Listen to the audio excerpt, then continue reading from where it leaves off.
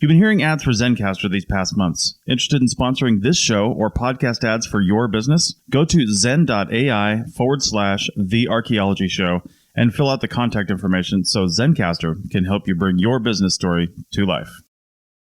You're listening to the Archaeology Podcast Network. Hello and welcome to the Archaeotech Podcast, episode 179. I'm your host, Chris Webster, with my co-host, Paul Zimmerman. Today, we discussed an article about indoor positioning systems being used for outdoor site mapping. Let's get to it. All right, welcome to the Archaeotech Podcast, everybody. Paul, how's it going? It's going pretty good. I've been keeping myself busy doing some CRM here in the Northeast. Not actually field work, just artifact processing, but in discussions with the owner of the company that I was working for, he wanted me to do some photogrammetry experiments. He had a number of pictures that he took, like 90 plus of these colonial period privies that they had excavated that I was processing the materials from. And so we generated photogrammetry structure from motion models around those. And then I experimented a lot in my backyard with my flower boxes, raised beds rather, to see, how many pictures, what different kinds of cameras, which different software, different open source packages. And in the end, I got what I think is a decent workflow using WebODM and a handheld digital camera and a pole for some up above shots. And so, that was fun to actually be given a project like that was somewhat open-ended, but also I learned a lot from, and then could report that back to him, some ideas about best practices. So would you say you're enjoying what some would call retirement? Yeah, I am most definitely enjoying. I finished up I got my computer program that I've talked about off and on to a point that I just published it today on GitHub. So we'll have the links for that. And that's Total Station surveying software. And I used the Total Station with my software, and I'm sure you can hear my dog barking in the background now. I used my Total Station with my software in order to map in the ground control points that I was using for the photogrammetry test. So it was nice, the confluence of these different things that I've been doing all coming together. Yeah. And then, in a couple of weeks, I'm probably going to be back off in the field in the Middle East again. So we'll see how that works.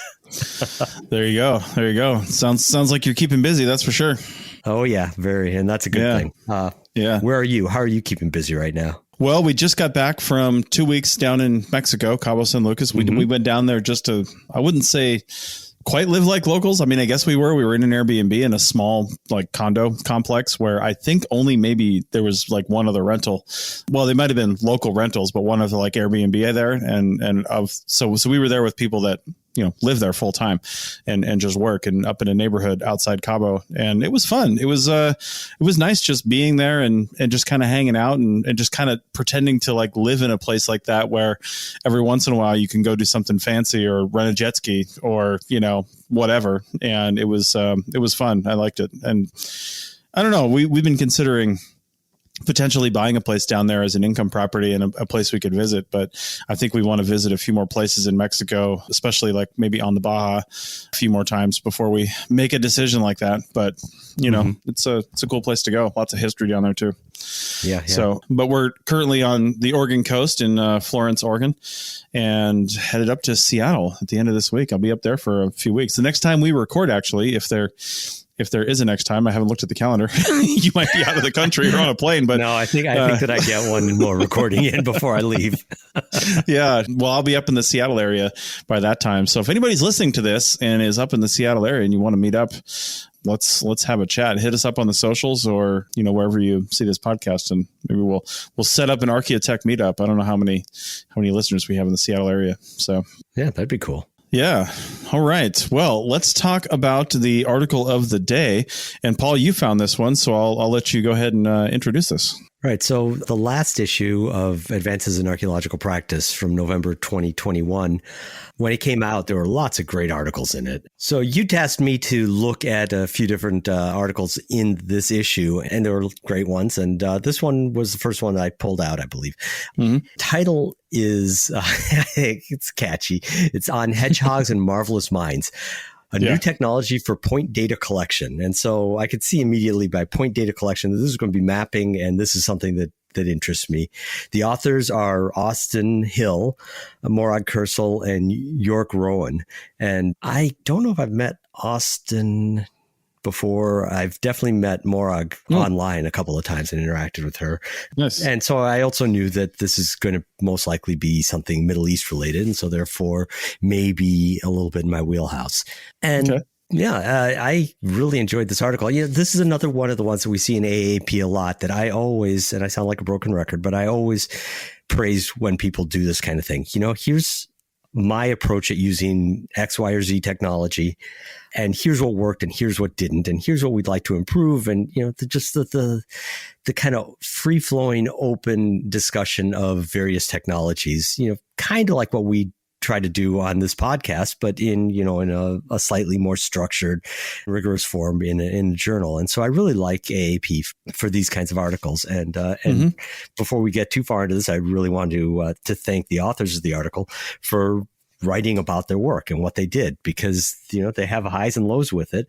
But I've got great ideas coming out of it, which I think that's a success. Yeah, absolutely. And I like the structure of the article too. They talk about a few existing technologies and some of the challenges about that, and then get into the current technology they want to talk about, and then have a pretty decent case study where they're honest about the results, which I appreciate. Yeah. All right. Well, let's get into this article then. As I mentioned, just to kind of set the stage here, this is about collecting 3D point data on an archaeological site, right? And they first talk about some of the usual ways of doing that. One of which being a total station. We've all seen a total station out on site. Paul, you've got, I think, a couple of them at home that you've cobbled together into like a working one. No, I have one very good working one, and the cobbled together ones I sold during the pandemic. Oh, right.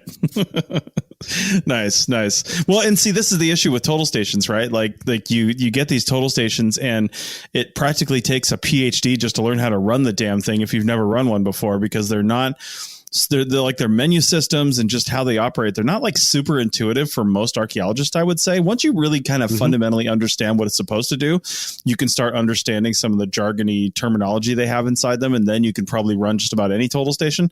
But that was my challenge. One of the first ones I ever ran was a TopCon, and it took a little while for me to kind of get into it. And then I ended up on a project, I don't know, maybe a year or two later, where they had a Leica total station, and literally nobody knew how to run it. And we were just like moving along with this excavation, and they were like, so does anybody want to just like take this home and figure it out? And I was like, yeah, I'll take it home on the weekend and figure it out. I watched some YouTube videos and did some research and ended up figuring out how to use it. And my knowledge of the TopCon helped out a little bit, but then getting into the Leica, I was able to do it. But then this is the problem that the authors present, is like, now you're the total station guy, and there's like only one person that knows how to do it, and there's only so much that you can record.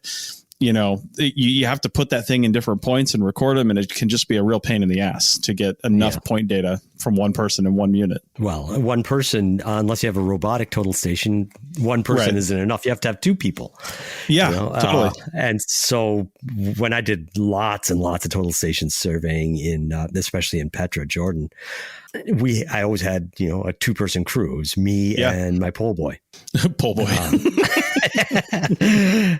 And if he ever listens to this, he's going to enjoy having been called pole boy in a public forum. Nice. But so it's a 2-person crew. So if you have dedicated a lot of surveying like we did on that project, you've removed 2 people from your entire project to dedicate them to this one mapping project. More often than not, what you have is that one person like you with the Leica that knows how to run it. And every time somebody needs a point elevation and they need a line or something, they call you, and then they grab the pole and take the shots.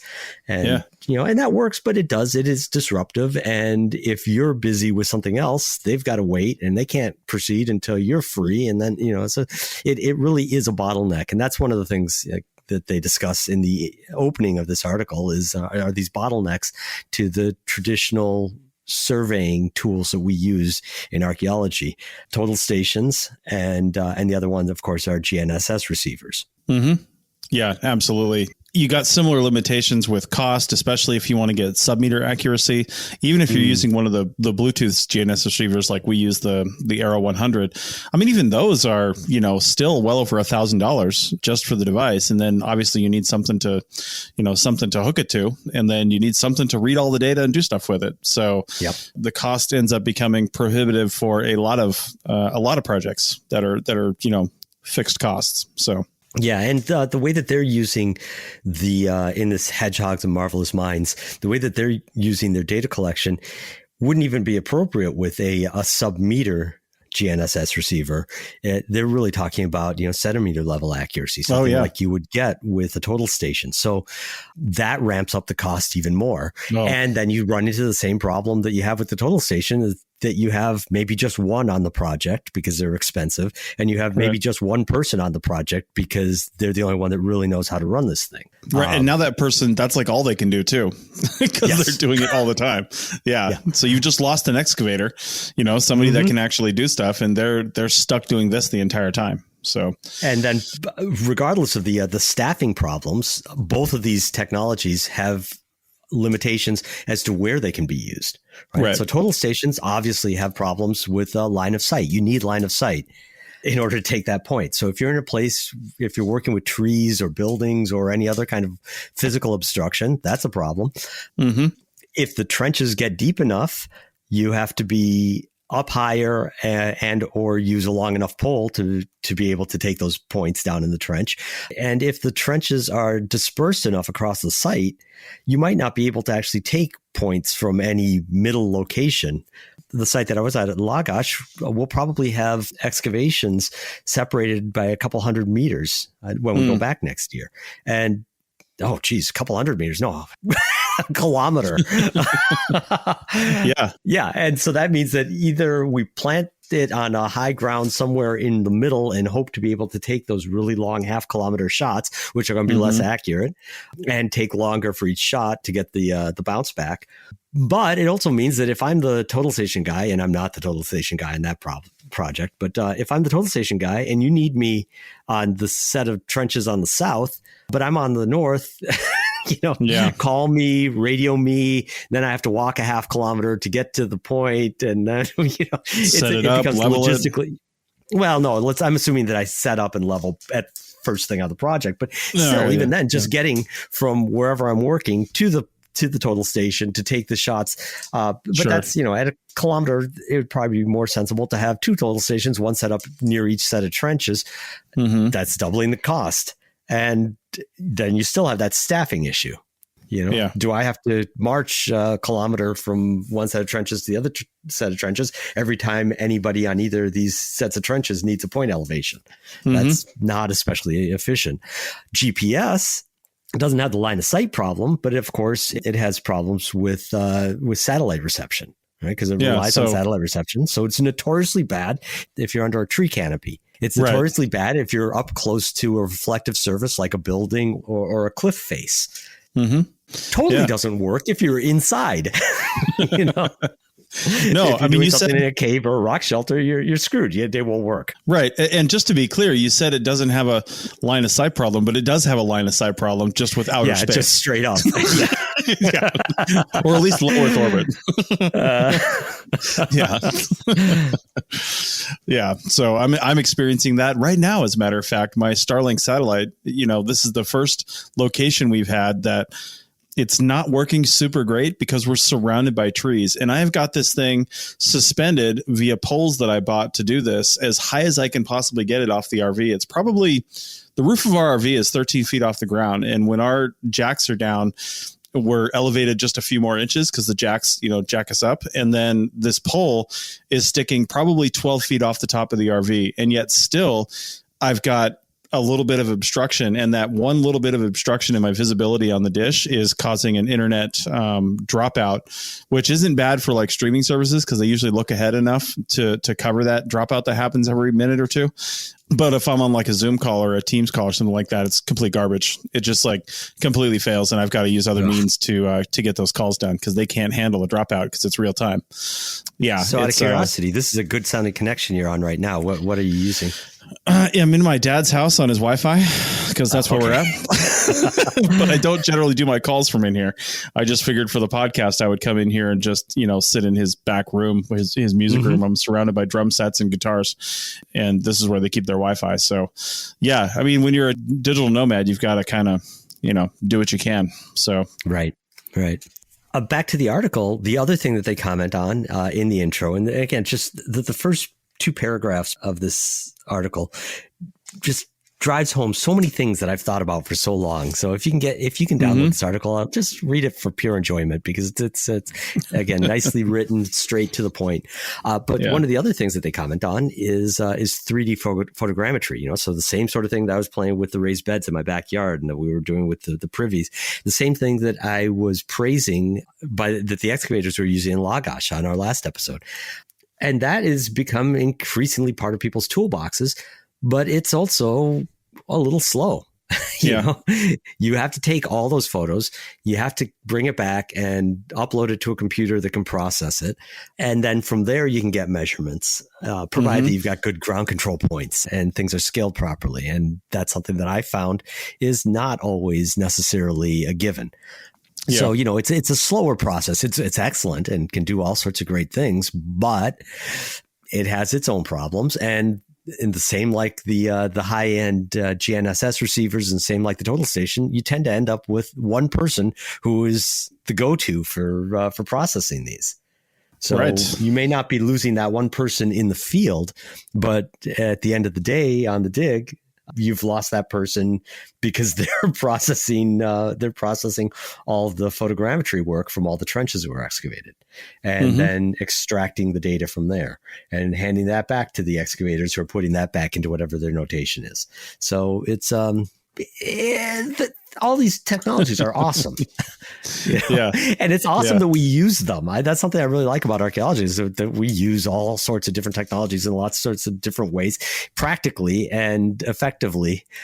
But there's never any one size fits all. And so what they try is, and we'll get back to this after the break, but they try a new system called indoor positioning systems, IPSs. And these, again, like almost everything for archaeology, was not designed for archaeology, but they give it a go.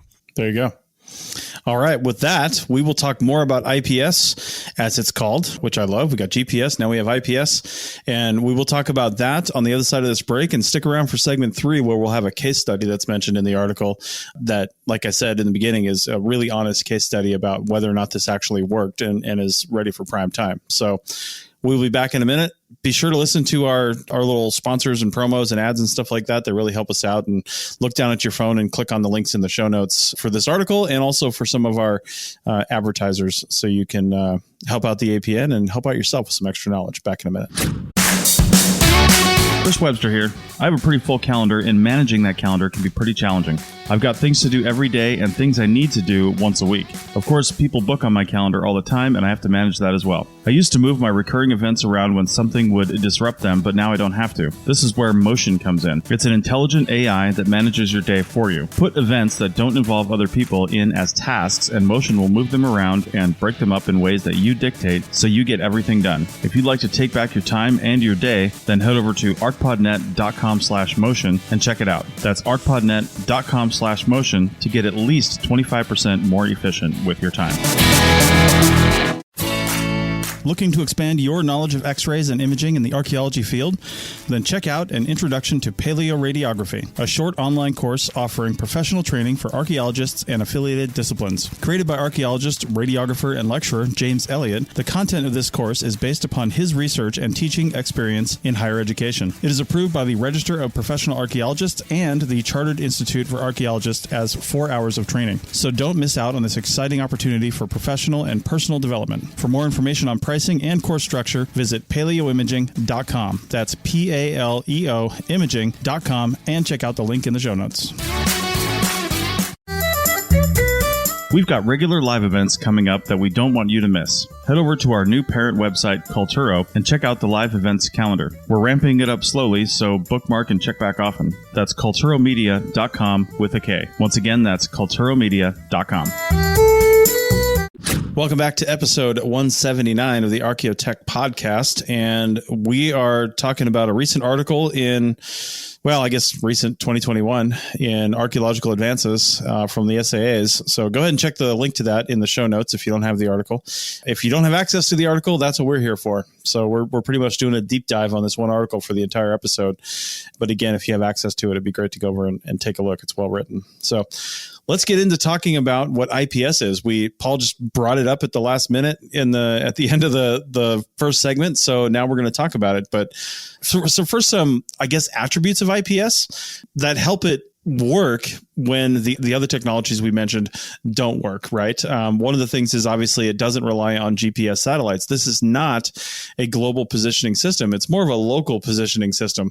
They call it an indoor positioning system, but I think if projects like this archaeological project we talk about in segment 3 end up really using it and other people in similar outdoor situations can use it, they may have to change the name because this was designed for indoor use. IPS was developed by companies, and one of the ones they talk about here is Marvel Mind Robotics. It's also linked in the show notes here. It's developed by them to improve indoor robotics navigation and things like the tracking of customers and merchandise and stuff like that, basically indoors, in big warehouses, in small warehouses, whatever the case may be. But tracking where things are and just the current state of things and how they're fluctuating and moving, and also providing mapping systems for internal robots to move around. You might be thinking, what the hell are we talking about? But like Amazon for a while now has been using robotic, I guess, pullers. I don't know what you call them, but robotic devices to pull and stock products off of shelves. There's still people in there. They're not fully replaced yet, but to be honest, that's probably where it's heading.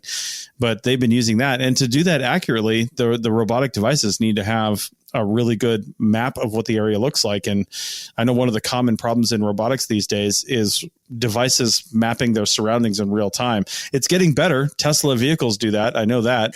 Other things are getting better at doing that. But mapping is one thing and interpretation is another. So this technology was developed to help at least with the mapping portion of that and help these things move around. Yeah, and what they do, and the system that they went with, this Marvel Mind system, is just one of, like you said, any of a number of different competitors in this space now.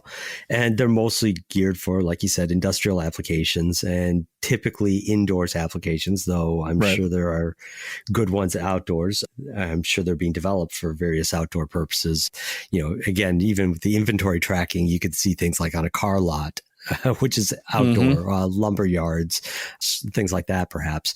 But basically what they do is they set up a number of base stations, and then your receiver, whatever it is that you're tracking, triangulates between those base stations. And there are different ways of doing that and different technologies for gauging the distance. But if you have 4 or more base stations, you can get three-dimensional position on something that can talk to all 4 of those stations. Yeah, exactly. And the nice thing about this is it's entirely scalable. I was looking on the website earlier, and I mean, they can go up to something like 20,000 square meters of continuous mapping, which is insane. if you just link these all up together and you put more of these devices out there and you just, it's scalable from, I think the smallest area with the 4 ultrasonic sensors and then the 1 Hedgehog, which we haven't talked about any of that yet, but we'll get into it, was, what was it, like 30 square meters or something like that? And then if you start adding them on, it becomes scalable out from that point.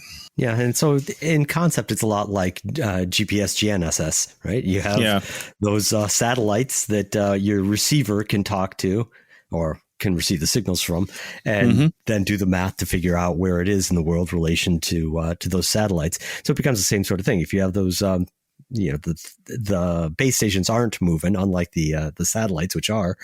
But if you have the receiver knows where those base stations are, you know where those base stations are. It's just a math problem, right? And then you can scale it out, like you said, and I've seen similar things being done for tracking using basically existing infrastructure for Wi-Fi networks within buildings. Yeah. So a lot of it is overlapping, competing. And I think that we're early on, even though this article talks about work that was done in 2019 and we're a couple of years past that at this point. I still get the feeling like this is a space with a lot of fairly rapid advancement and that things haven't gelled yet, that there are going to be different ones, different methods, different ways of relying on the signals. I just mentioned Wi-Fi. It could be Bluetooth. The ones that they discuss here uses ultrasonic sensors. Yeah, there are probably other things that we could use as well. I've got the feeling like we're going to start to see a congealing of certain things that work better in certain situations and certain ones that work better in other situations. And we'll have a better sense and more robust set of tools that we as archaeologists can rip out of those warehouses and those stockyards and so on, and use them on our projects in the field. Yeah. And I mean, you're totally right, because I feel like this ultrasonic sensor one would not be super great in a lot of archaeological environments. And, purely because it relies on sound, right? And there's almost, I mean, you might think that, archaeology projects where archaeologists were out in the middle of nowhere doing stuff, but sometimes we're in the middle of a city. Sometimes we're out on the open plains, but it's like 40-mile-an-hour winds while we're doing it. And, there's always people talking. There's usually music or something like that. I mean, we're never like super quiet. So there would have to be some concessions taken in with these ultrasonic sensors. Because just to describe what this is really quick, it's really kind of a sonar from the sounds of it. My rudimentary understanding of it is they're basically shooting out a signal, and then that signal is bouncing off of things, and the time it takes that to come back gives it a sense of distance. And then they're using all of those sensors to basically triangulate points, because they say, well, we hit this point from this one and this one and this one at these times, and then they're able to map out the points. But again, that's relying on sound to come out and back. And if you've got an interruption in that sound or other loud noises that are interrupting that sound process, then you've got problems. You know what I'm curious about now that you mentioned that, and this is not mentioned in the article, but I was just saying that we're going to start seeing this, or we already are seeing this in various industries. I wonder what's being done on construction sites. They're notoriously loud, and they're usually semi, if not fully, outdoors. Right. So, yeah. Well, even like mining. Holy cow, mining. Yeah. Like when we worked last year. I'm sure that that's being done to some extent. The question then becomes one of accuracy, right? How close how accurate do these have to be, and what's the precision? This particular set is in the range of 2 centimeters of accuracy, which is not great, but it's definitely within the same practically as most GNSS systems, good ones.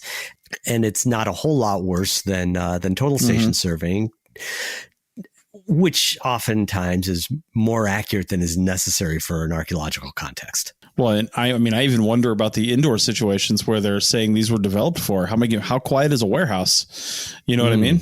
Like what kinds of sounds and what level of sounds actually impact this thing negatively is what I would want to know. Because there's probably some pretty good reliability in the sound, as far as different frequencies probably don't affect it. Different decibel levels probably don't affect it. So maybe it's not as fragile as we think it is, but yeah, that would be some serious concerns before you lug this thing all the way across the world to an archaeological site to give it a shot, to try it out. But this particular technology, as of 2019, and this is mentioned in the article, it is susceptible to wind as a problem. Yeah. And that's, like you said, that's not very good for us. It certainly would have been a problem in Nevada, where those winds are just relentless. And even in Iraq and Lagash, where I was at, we had windstorms and strong winds quite regularly. Toward the end, I couldn't fly the drone a number of days in a row just because the winds, they weren't strong, but they were strong enough to be a problem.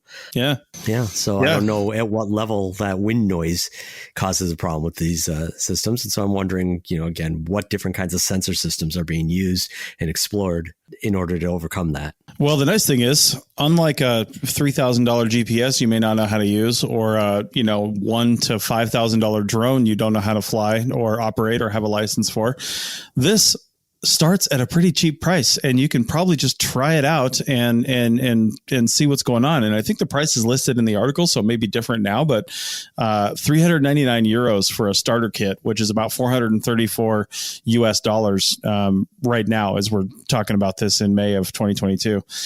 And that's not a bad price for just getting the starter kit and just seeing if this thing will even do anything remotely like what you want it to. And I'm kind of like, even if it's not super great, but it kind of gets part of the job done for that price, I'll take it. You know what I mean? I mean, it's got to be reliable data that it's giving you, but even if it's not able to reliably map like everything and you're getting good points over here and you can see that, or, I don't know what the thing would be, but even partial success at that price would be a pretty good success compared to the cost that things usually are, way up there. If it's scalable, like they say it is, that initial starter price means that you can expand it without breaking the bank, right? You can expand it to the needs of your project at probably still under $1,000. Yeah. For this part of the hardware. And I will put a little asterisk on the cost.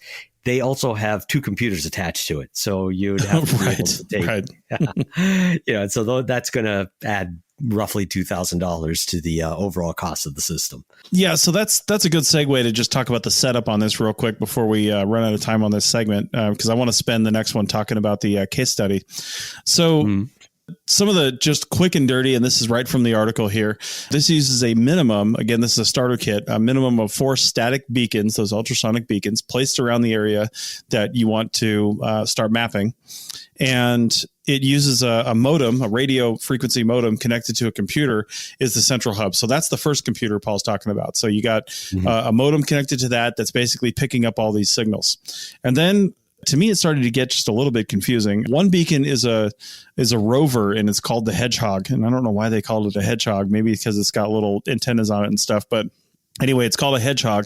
And that thing receives info from the static beacons and sends it back to the computer. So you've got the 4 static beacons and you've got the 1 moving beacon. And I mean, I saw some videos on their website. It's like they had a version of this Hedgehog that was like this little, robotic thing on like 4 wheels that was running around. I'm not sure how that would work on most archaeological sites. I was just going to say, I don't think that would work on any archaeological site. The video they have on their homepage is awesome. It doesn't remind me nearly so much as a Hedgehog as the mouse droids from Star Wars. Oh my God. Yeah, you're totally right. That's 100% what it is. Oh, that's awesome. How appropriate, since yesterday was Star Wars Day, May the 4th. Oh boy. I know. So anyway, so the Hedgehog receives that info, sends it back to the PC as well. The PC performs all the calculations on the data that is received, and then also sends information back to the Hedgehog to improve, presumably, its sense of space and where it's at and what it's already done.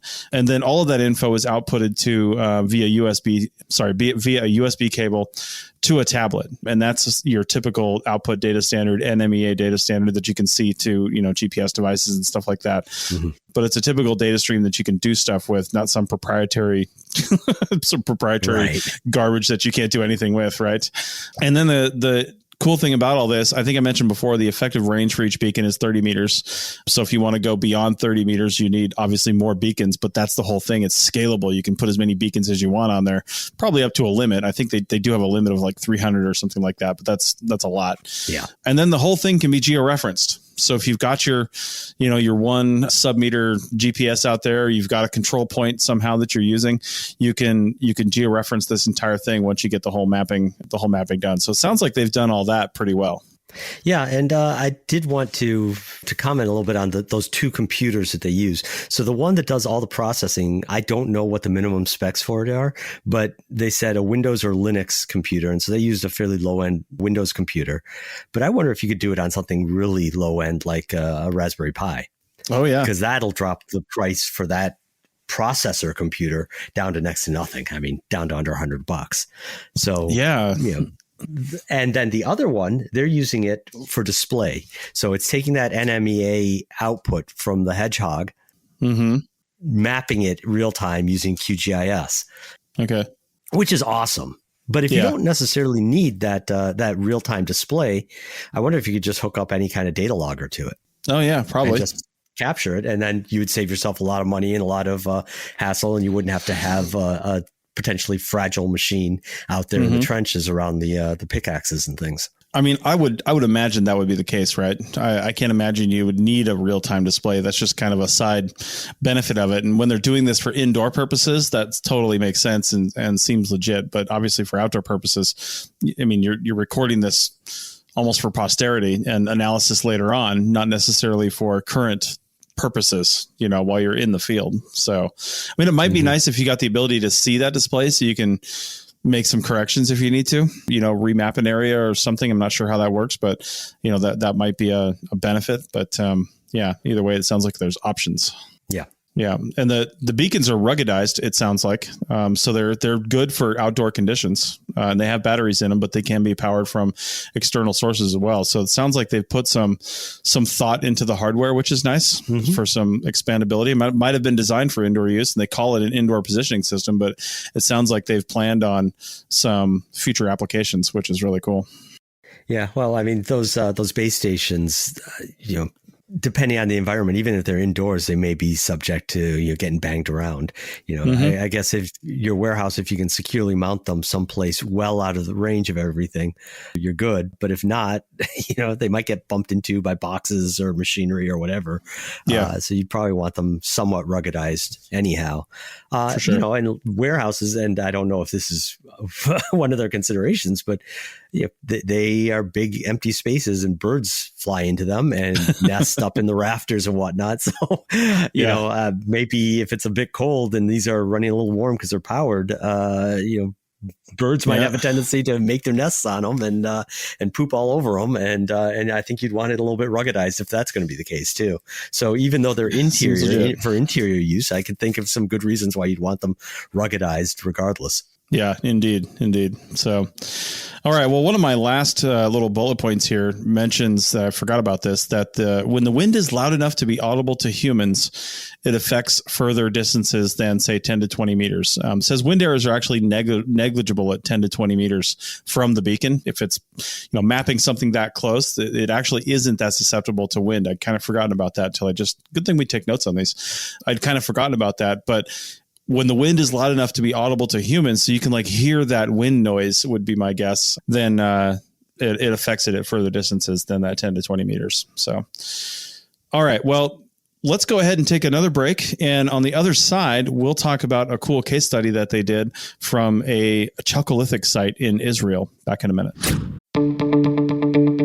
We've got a contest. The folks over at AEO Screen are giving one of our listeners a brand new screen. Pick anything from their website and they'll ship it to you. Not an archaeologist? No problem. These are great for gardening and other tasks around the house. I mean, come on, right? Anyway, these are great screens and you won't be disappointed. We'll pick the winning entry at the end of May. Head over to archpodnet.com/screen for details on how to enter. It's easy and you can get multiple entries. Increase your chances by helping out others. That's archpodnet.com/screen for details on how to win. Want to keep this conversation going? Want to talk to the host of this show and other fans? Then join our membership program and get exclusive access to the hosts, other fans, and early access to these episodes and bonus segments and content. You'll also get forever access to our live show back catalog and any other shows ad-free. Head over to archpodnet.com/members for details. That's archpodnet.com/members. Hi, welcome back to the Architect Podcast. We're discussing this great little article about a new technique of mapping, and part of what makes this article so great, in my opinion, is that they actually test it on a real project. It's a pilot project within an ongoing archaeological investigation. And the site that they're focused on is called Horvat Duvshan in Israel. It's north of the Sea of Galilee, and it's a Chalcolithic site. So it's from the middle of the 5th millennium BCE to the middle of the 4th millennium BCE. The site itself was identified in the 1970s and had limited excavations going on there since the 2010s. And that's all stuff I knew because I read it in the article. Nice. The pilot project that they do with this hedgehog and marvelous minds with the hedgehog methodology, this IPS, is based in the 2019 season of their excavations. And as a pilot project, it was done alongside their more traditional total station GNSS surveying hardware. So they wanted to compare, which is wonderful. Again, that's the right way to do it. They didn't jump in with both feet and only rely on this. For sure. And, and as we discussed in the first segment, they are fully aware of the strengths and weaknesses of the more traditional system. So it's not like they were going into this blind. which one would expect they wouldn't, because they're field archaeologists, and just like all of us, we've all experienced all these different tools over the years. Mm-hmm. And so they relied on what they normally rely on, but they wanted to see if they could augment it. So what they did is they set rebar into the ground around 3 trenches, and then they built custom mounts with pipes and 3D printed parts. 3D printed parts. I've been doing that this last week to repair some stuff on some drones, including the one that we use in Lagash. And nice. So I like that. That's just that just tickles me that they that they're 3D printing parts in order to test this equipment on their project. Anyhow. Mm-hmm. So the purpose of setting those rebar points is that they want to ensure consistent placement of their base stations. And as IPS system software is, and the software that they had on this, it doesn't generally care about, world coordinates. What it cares about is where in that warehouse you are, right? So it can use the local grid. The software had provisions for tying it into UTMs, into a world grid, but that was a little weird. Maybe we'll talk about that a little more as we get down here. But they wanted to be able to set that out from the get-go, that they could do that. So they set the rebar. They had these things. That means that they could bring the base stations home, charge them up at the end of the day, bring them out in the morning, and plant them back in the exact same locations that they were at before. So that also shows a nice level of forethought. They didn't have to remap them every time. Putting them up on poles, which is what they did, also gave them slightly better line of sight. And that was something that I thought was a little interesting. It was only kind of in passing, unless I missed it somewhere when I was reading, is that it looks like this Hedgehog system needs line of sight for those sonic waves sonic signals to actually be usable. Well, that makes sense because it's time of flight measurements they're doing. So it's got to go there and back, right? Yes. Yeah. So that actually, to me, that kind of limits the utility of sound for this. Yeah. Because that's one of the big problems that we have with like we were saying before, with total station surveying, is that, some of the best total stations right now that you can get are mirrorless. Mirrorless is almost always useless on an archaeological excavation because you can't see down into the trench. So you can't see what you actually want to take that elevation on. So you have to put something up on it. You take a prism and you put it on the pole, and then you subtract the length of the pole from all your measurements. Right. They had to do the exact same thing with their Hedgehog, put it on a pole, but also they mounted their base stations on poles in order to maintain that line of sight. So that's a little bit of a caveat around this whole technology that I'm not sure how it will be addressed, because I can also imagine that warehouses, even if you've mounted these base stations up on the ceiling, you're not going to have perfect line of sight to everything that you want to track in that warehouse. So I again, beyond the scope of this article and beyond the research I did, but I wonder how that's being accommodated for now. Right. Anyhow, as we said before, there's a modem that collects this data and dumps it to a computer that processes the data, and it happens real time. They're talking about the basic standard, the default connection for it, or collection rate for it, is 8 hertz, so 8 times a second.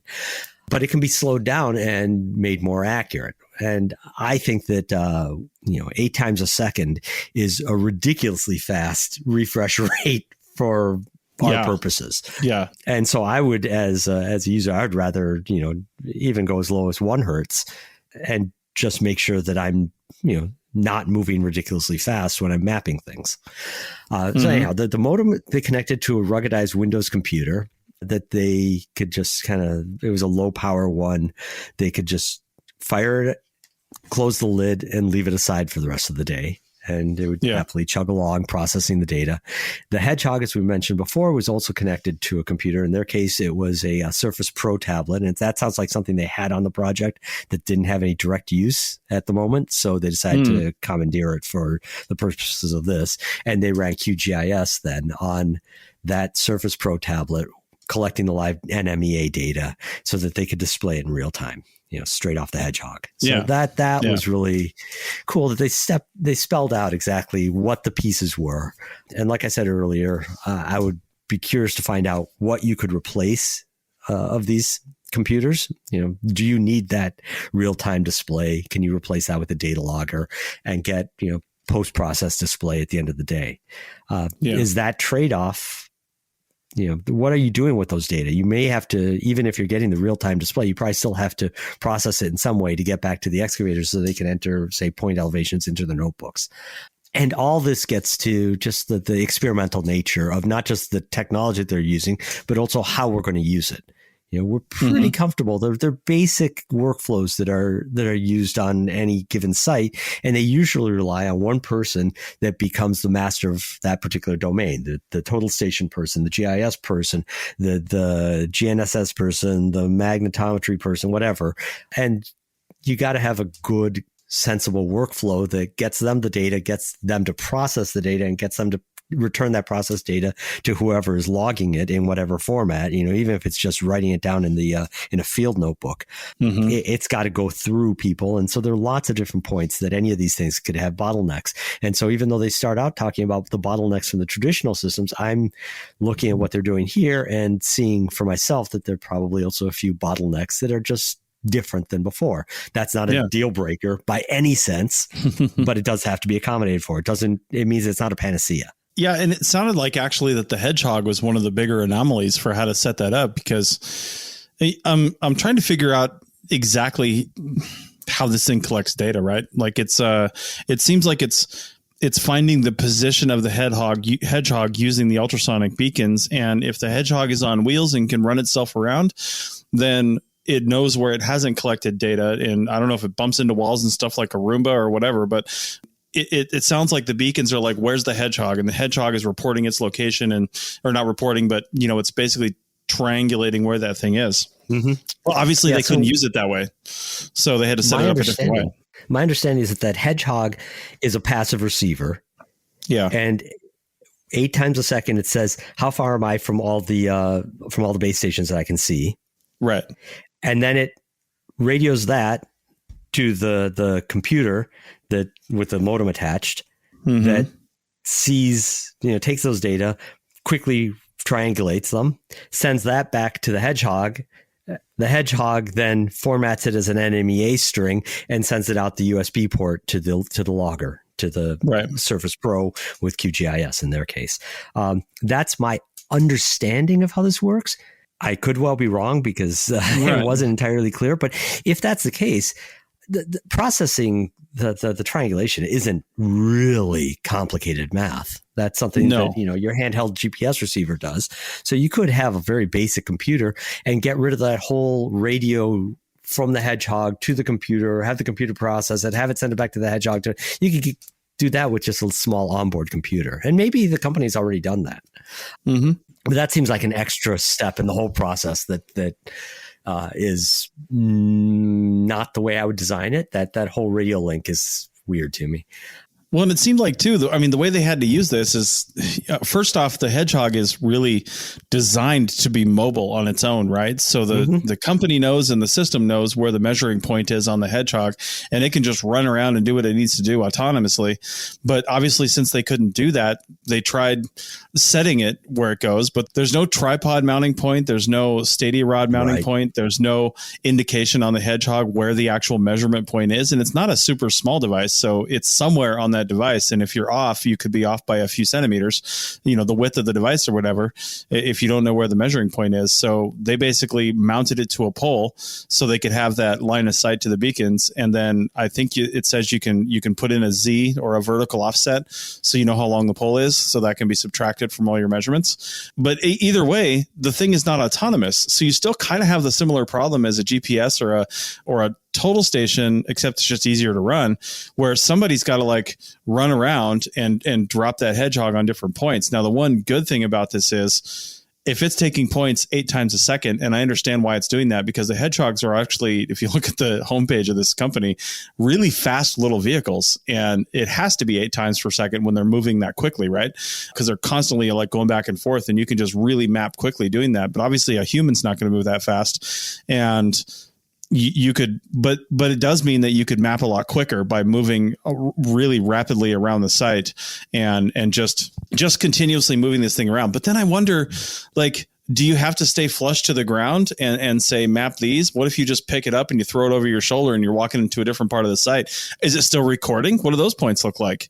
You know what I mean? But there seems to be a lot of potential data cleanup that has to be done on this, unless you can just flip it on and off real easy. If I were designing this system, base out the same basic technologies, what I would do is I would have the Hedgehog with a prism pole mount, so that you know exactly where it's referenced to, and the offset of whatever the thickness of the Hedgehog is. But I think the base stations are basically just also dumb transmitters. Yeah. And then the Hedgehog as a receiver, but it's also transmitting to get that signal back to the computer that's doing the processing. Again, like I said, I would move the processing on board onto the Hedgehog. And the logging, maybe you do it out through a USB port to another external device, or you just log it internally. But then I would just have a button on it, on the Hedgehog, that when I want to take a point, I would press the button and take the point and then release it when I'm done. Maybe the two buttons, one to take a point, a single point, and another one to draw a line. So I hold down the button for a while so I can trace the outline of something, for example. That's how I would go about it. And what they talk about, and they didn't do this because they only had the one Hedgehog, but if this is the way the system works, and now we've gotten rid of this bottleneck of transmitting the data back to the processing computer, because the processing computer is on board each Hedgehog, you could put a Hedgehog in each trench, and it becomes basically like the tape measure for every digger, right? Yeah. Oh, hey, I need a point elevation here. Plop it on the point, take the elevation. I'm not waiting for the total station guy to finish up whatever, to walk back that kilometer from the other set of stuff. I'm not waiting for the person that knows how to use the GNSS receiver. I'm not a bottleneck for anybody else in the process. It's true. Right? With just one of these little data recorder loggers in each trench, just grab the one, take the point, and go. That is true. And that is really nice. We had a similar thing just for elevations. I've only used it once on a site, but it was a laser level. They'd have to every day, the platform that the laser level was sitting on was left out at the site, and it was just a flat platform on a leveled known position tripod, right? But they'd take the device in actually. So when we get out to work in the morning, they would just set it right down on there, make sure it was still level from overnight, turn it on. And then you just had your rod and your measuring device on there, and you could quickly measure pretty much anytime you want. That was super cool. So you're right. Something like that would be really nice. But you know what we really need, Paul? We need smart trowels and shovels that know their position in space. And then you could just the measuring point is at the end of it, and you just know, right? It's all logged. I don't know how that works, but I'm going to invent it somehow. So, yeah. Another issue that they had is, we said you were talking about this laser level set up over a known point, and that's very common. Every construction site nowadays has something like that. Laser level that they'll set up first thing in the morning over the known point. They measure the height of it, and then anything that you need an elevation from, you've got a consistent point of reference for everything else. Yeah. So, that's another thing moving from construction to archaeology, and I think that there probably are a number of other tools that would move the same direction. With this system, they set out those base stations on known points so that they could always set them up in exactly the same place with the rebar and the poles and the 3D printed brackets. And then they took GPS coordinates on each of those. And so they had UTM coordinates, and then they could upload that in theory into the processing software so that it could process everything not as a local grid, but as worldwide coordinates. Right. Hopefully this has been fixed since then, but that was a problem that they had repeatedly, was how to get that to actually work the way it's supposed to. And it was unclear whether it was not working for them or it was difficult for them to work because it was poorly documented, or if it was poorly implemented, or if it was buggy. It may have been all three. Hopefully that's all been fixed by now, because we can't be the only ones that want to do something like this with worldwide coordinates as opposed to a local grid. But I don't know how much that matters to companies that are focused entirely on interior spaces. Sure. Yeah, it might not be their target audience right now. So, all right. Well, I think wrapping this up, the takeaway for me on this is not necessarily even the new technology. It's the archaeologists themselves looking at something that's totally wacky and not built for archaeology at all and saying, can we make this work? And then not only that, but taking it into the field, into Israel, and trying it on a site and saying, what the hell, let's give it a shot. More people need to do that so we can know one way or another whether or not something is just like absolutely not going to work, or maybe like they kind of concluded in this article, just not ready for prime time yet. Like it's close, it's getting there. There's a lot of attributes they liked about it, but it's not necessarily something that's ready for everybody to just say drop everything and buy this. But we do need people to buy it and try some of the other manufacturers out there. And again, this article was written in 2019, or the field work was 2019 for this article. So they've had 3 more years of development, presumably, to do different things with this. And technology like this changes rapidly in that amount of time. So yeah, I really applaud them for looking at something like this and then writing up the results in a journal that people have access to, not some obscure thing that nobody's ever seen before. Right. So any other final thoughts from you, Paul, on this? No, I mean, I just echo what you said. I mean, it's great that they tried this. You can practically see the light bulb going off over their head when they saw this. Yeah. But then they went, I guess the barrier to entry was fairly low because the price is fairly low, and that they went ahead and they tried it, and then they wrote up very forthrightly for us to see what worked and what didn't. I'm actually going to really backtrack here just for a moment, not on anything I just said, but on another point about why they wanted to do this and about that refresh rate. And this is another, not exactly a bottleneck, but it's a potential huge advance for a technology like this that can record rapidly. And that's that with total station surveying software that we wrote back in the 90s in Masca, we used it for drawing, right? So if you want to map in a wall, you could take, 4 points to define the 4 corners of the wall, or you could take more to get a more detailed view. And the software would connect dot to dot. And then we could also take point elevations, whatever. But that dot to dot is fairly limited. If I'm taking 4 points, it's going to take me no less than a minute and a half, 2 minutes to take those 4 points with the total station. And that depends on the distance. It depends how steadily I'm holding the pole. It depends on a lot of things. But each one of those points takes 10 seconds or more. Then you have to move to the next one, and each one, and then aim the total station and another 10 seconds or more. And, so it really adds up. Yeah. They were using it on this project for tracing the outlines of things. And because it's recording so quickly, they got much, much finer detail than we could with a GNSS unit or total station. So that's, for me, maybe the most exciting thing in the watch this space department, is that in the future, in the not too distant future, we're going to be able to trace features, artifacts, whatever it is in the field as we go, and it's going to be there recorded digitally. Yeah. And that's really cool. That I think is huge, right? It's just the actual application of that needs to be enhanced a little bit. But the way they were able to do that 8 minutes, eight times per second comes in handy if you're using it right. So, all right. Well, with that, take a look at the show notes for this. Just look down at your phone or whatever you're on, and look at your computer. If you're still listening to podcasts on computer, I don't know if anybody does. Maybe they do.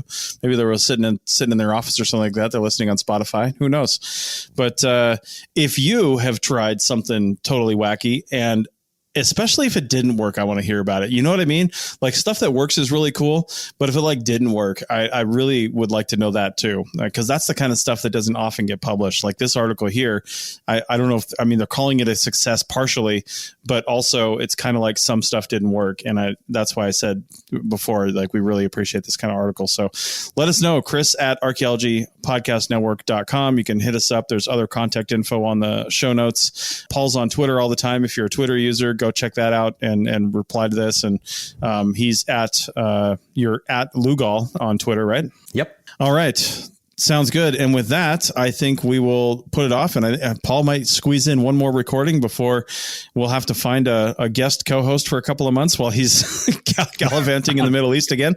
And but we'll figure it out. We will push on. So, all right. Well, with that, thank you, everybody. Thanks for listening. We'll see you next time. Bye-bye.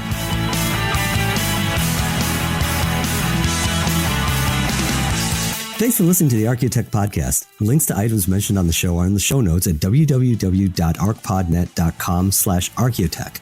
Contact us at chris@archaeologypodcastnetwork.com and paul@lugal.com. Support the show by becoming a member at archpodnet.com/members.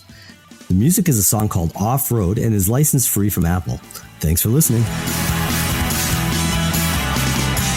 This episode was produced by Chris Webster from his RV traveling the United States, Tristan Boyle in Scotland, DigTech LLC, Culturo Media, and the Archaeology Podcast Network, and was edited by Chris Webster. This has been a presentation of the Archaeology Podcast Network. Visit us on the web for show notes and other podcasts at www.archpodnet.com. Contact us at chris@archaeologypodcastnetwork.com. Thanks for listening. Please consider joining our growing core of members over at archpodnet.com/members. If you liked what you heard, consider leaving a review wherever you're listening to this.